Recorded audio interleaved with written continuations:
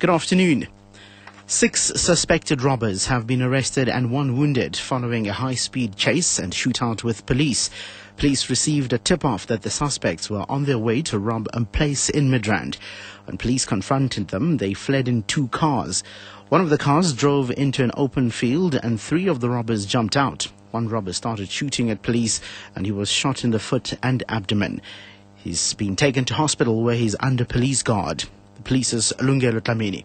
Police recovered 3 firearms, it's 2 pistols and 1 revolver. And we discovered that the Mercedes-Benz has also been hijacked in Northwest. We'll be charging this suspect with conspiracy to rob, possession of illegal firearms, as well as possession of suspected stolen vehicles.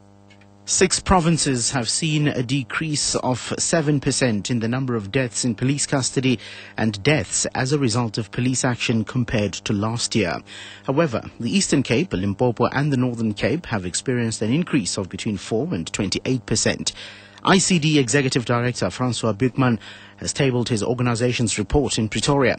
KwaZulu-Natal has seen 31% of all deaths and Gauteng has recorded the second highest at 23%. Overall, 797 deaths in police custody as a result of police action have been reported.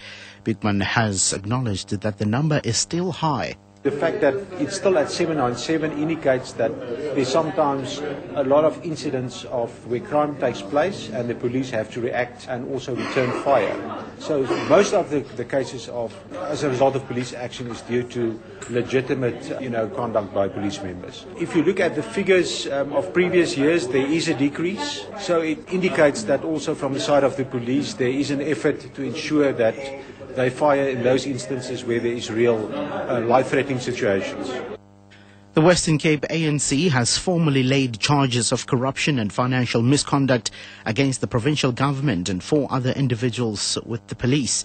The charges relate to the alleged unlawful awarding of a multi-million rand communications contract to a leading advertising company, TWB Hunt Lascaris, recently.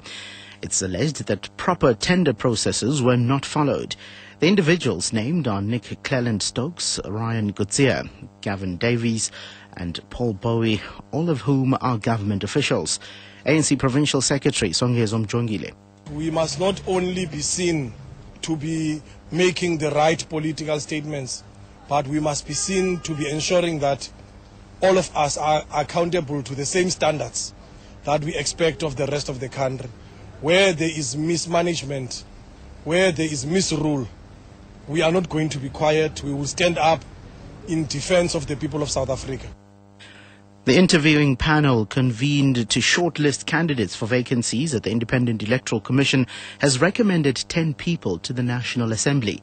These include former Director General in the Presidency, the Reverend Frank Chikane, and current IEC Chief Executive Officer Pensi Tlakula. The 4 vacancies include that of outgoing IEC Chief Brigalia Bam. The interviewing panel was chaired by the newly appointed Chief Justice Mogoeng. 17 candidates were interviewed. The process of removing a group of backyard dwellers from Mitchell's Plain to Kales River is underway. This after a Good Samaritan offered a vacant piece of land in the area for them to set up homes. The residents were due to be evicted today after the city of Cape Town obtained a court order. They illegally invaded 2 tracts of state-owned land in Mitchell's Plain shortly before the local government elections. SABC reporter Berenice Moss. The vacant piece of land in Kaalfontein, Kales River, is enclosed and there's a big red container in which the people will live. Ibrahim Abrams, a property developer for low-cost housing, says he's been following the story for a while.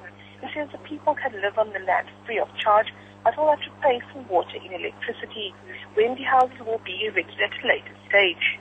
Abrams says he's purchased the land from a nearby church. Residents are happy to move and have packed their belongings onto a truck ready to start anew. Berenice Moss, SABC News, Kales River. And finally, a large majority in the German parliament has approved expanded powers for the European Union's main bailout fund. The vote was seen as a test of Chancellor Angela Merkel's authority, as some in her coalition vowed to oppose the bill. Many Germans are against committing more money to prop up struggling Eurozone members such as Greece. Recapping the top story, 5 suspected robbers have been arrested and 1 wounded following a high-speed chase and shootout with police.